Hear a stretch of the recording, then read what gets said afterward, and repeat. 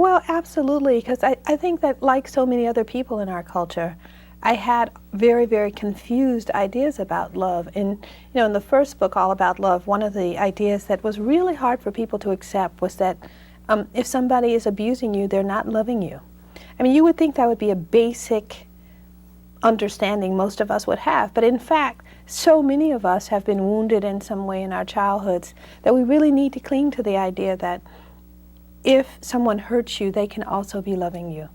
And I tried to make a big distinction in that book between care and love, that like saying that my parents cared for me deeply, and care is important. A lot of children don't receive any care, but it's only one ingredient of love. Now, It is not love.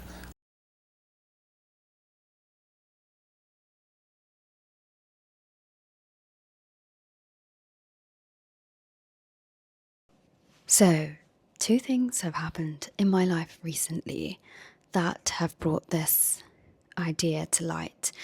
And that is one thing my therapist said to me, and the other is finishing Bell Hooks' All About Love. And honestly, another book that has changed me. So many things written in this book have enlightened the way I think about myself, the world, and love. And the big topic here, again, is love. Hello everyone, welcome back to my channel, Josephine. So I know I made a poll and it was a very close call, so I think I'm just going to make a video for each of the subject matters because, to be honest, both subject matters really matter to me. I love the kind of writerly journaling side of myself, and to journal about, I have to have big topics I'm interested about, and what better place to start with than love, like the biggest mystery of human existence, the thing we all yearn and long for, love. So, without further ado, let's get into it. So, I was chatting to my therapist the other day, and she said something to me that really pricked my ears up, and hopefully this will prick some of your ears up too, and take this as free therapy for yourself if you'd like. But she said to me that I seem to view all power as abuse, that I view power as abuse. And I was thinking at first, do I? I've never considered this. And then I was starting to churn over every kind of scenario I've been in where I've felt empowered, or I've been the one in control, and how guilty I've felt for that control.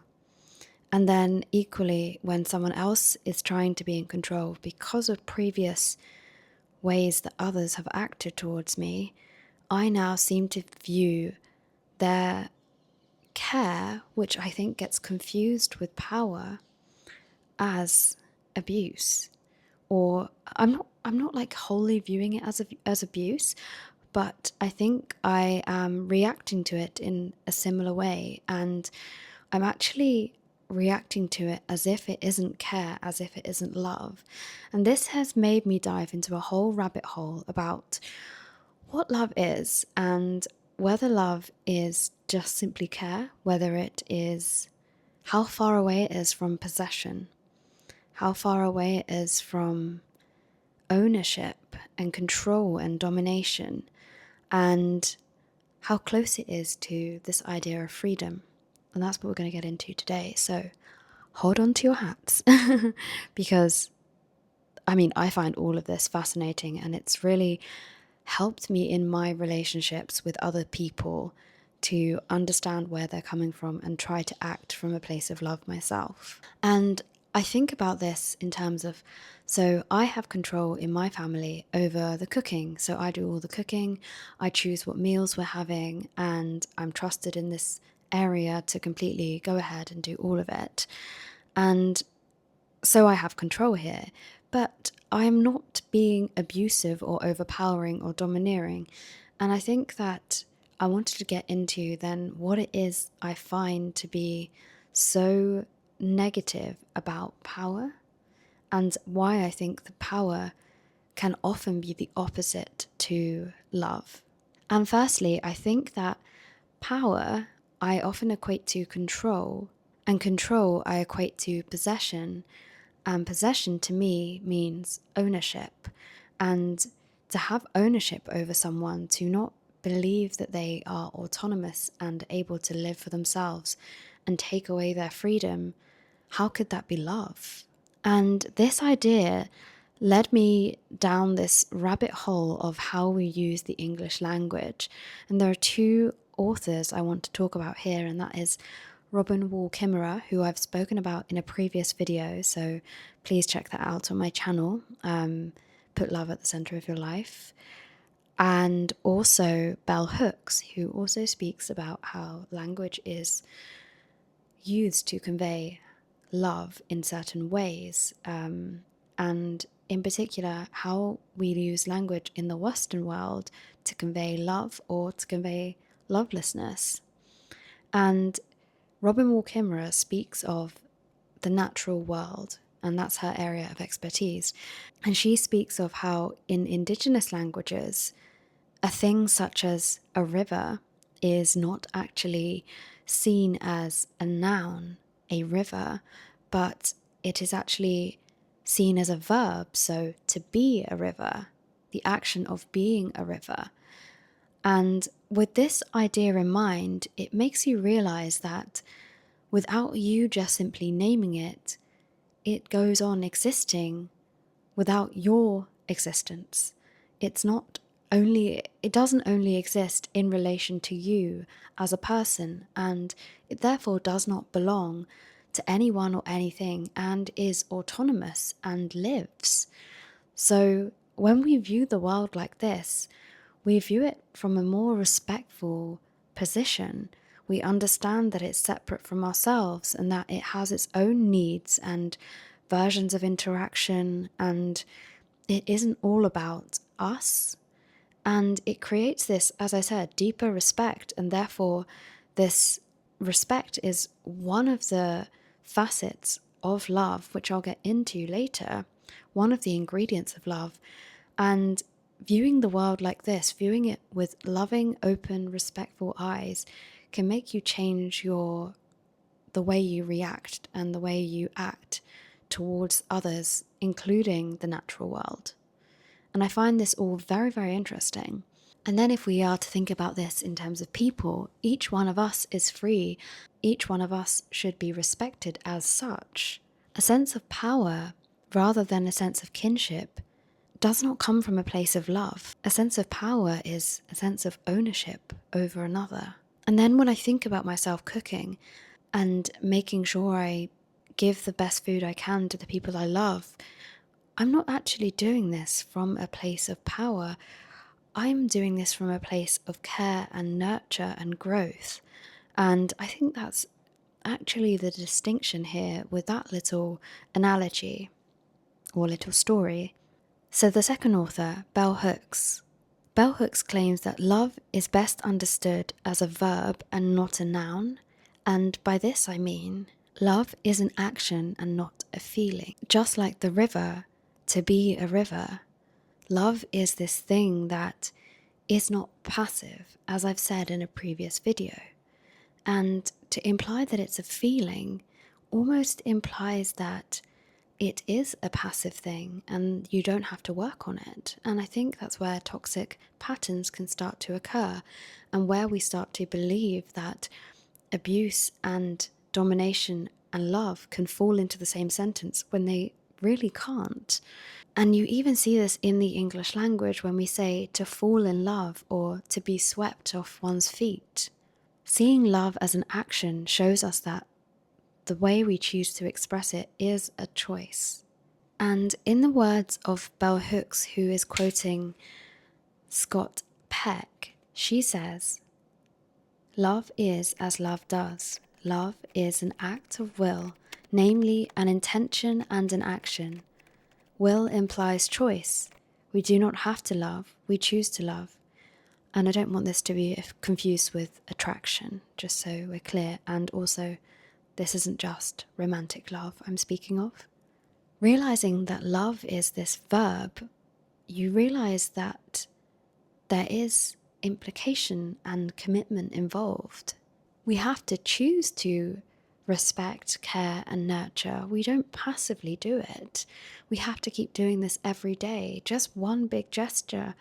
As we know, you hear of people who love bomb by declaring and being very loving in one dramatic gesture, but truly it's empty. And I'm not saying that someone who does these dramatic gestures as well as the ongoing love is in any way a bad thing, but more that often you hear of people who seem to love bomb and then completely either abuse or neglect that person after too much time has gone by. I mean too much time like this. So Bell Hooks speaks of 6 ingredients that equate to love, and that is care, commitment, knowledge, respect, responsibility, and trust. And I want to touch on this idea of care because of my story earlier. I think that care is an interesting one because I think that many people don't confuse the others with love, but people might confuse respect with love. For example, the love of an idol, the respect of an idol. But I think in our everyday lives, we often confuse care with love. But care on its own is not love. Love needs to have these 6 ingredients to be this purely intentional thing. Love is those 6 ingredients. And this is because care on its own can turn into control, domination, and care can be vapid. On its own, it can be a superficial expression of love. For example, a parent or a carer can care for someone's basic needs, like feeding them, sheltering them, and, in cases of dementia, or say, helping them even to eat the food or, go to the bathroom. But care might not include respecting someone's emotional well-being, respecting the way others feel, being responsible for how they act towards another person, trusting someone else. Care doesn't include these things, and these are important. And you might see this in dysfunctional families because they might have, fed you, watered you, given you a home, but truly there was an emotional neglect going on, for example. And as I've previously mentioned, you can see this in the book Foster by Claire Keegan. And you can also see this in the book White Oleander, where the mother has clearly cared for the child, i.e. given her shelter, but completely emotionally neglects the child. And the child is now trying to figure out who she is without her mother. Love is an ongoing effort and it doesn't magically persist. And I have another quote from Bell Hooks that I think would be interesting to let you all know. And this goes, "When we feel deeply drawn to someone, we connect with them. That is, we invest feelings and emotions in them. That process of investment wherein a loved one becomes important to us is called cathexis. Most of us confuse connecting with loving. We know how often individuals feeling connected to someone through the process of connecting insist that they love the other person even if they are hurting or neglecting them." And Bell Hooks claims that we cannot claim to love someone if we are being hurtful and abusive towards them. Even if you want to love them, you are not showing them love, because when we view love as this verb, it has to include those 6 ingredients.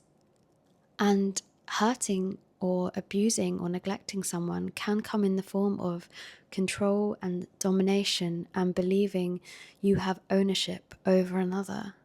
And in the words of Bell Hooks, love and abuse cannot coexist. Another quote for you.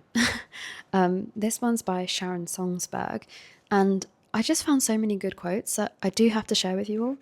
And this one goes, "The fading away of greed and hatred is the foundation for liberation. Liberation is the sure heart's release, an understanding of the truth so powerful that there's no turning back from it."